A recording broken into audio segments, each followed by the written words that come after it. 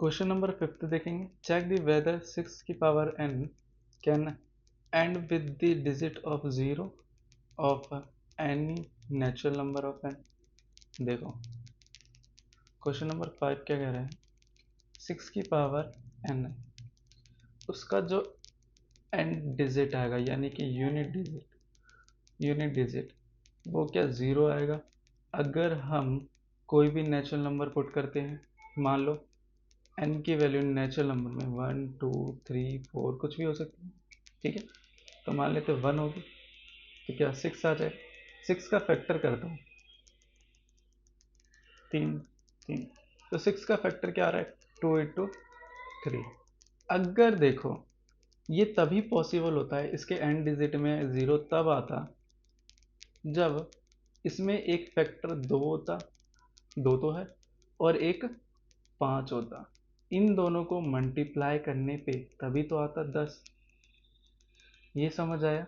10 कैसे आता, जब अगर फैक्टर में 2 तो है, 5 भी होना चाहिए था, तभी इसका जो लास्ट डिजिट है वो क्या आएगा, 0। अगर देखो मैं 2 को 2 बार बढ़ा देता हूँ, 5 को भी मैं क्या कर देता हूँ, 2 बार बढ़ा देता हूँ, ठीक है। अब इन सबको मल्टीप्लाई करोगे तो क्या हो जाएगी, 2 0 बढ़ जाएगी। ऐसे ही अगर 2 को मैं 3 बार बढ़ा देता हूँ, ऐसे ही मैं 5 को क्या कितनी बार, 3 बार बढ़ा देता हूँ, इन सबको मल्टीप्लाई करूंगा तो 3 0 बढ़ जाएगी। इसका मतलब क्या है, अगर ये यूनिट डिजिट में क्या जाता था, 0 चाहता था, तो उसमें एक 5 और एक 2 होना ज़रूरी है। तो इसमें देखो 2 तो है, 5 नहीं है, क्या है, 3। तो इसीलिए 6 की power n can not and with 0 for any natural number of n, ठीक है।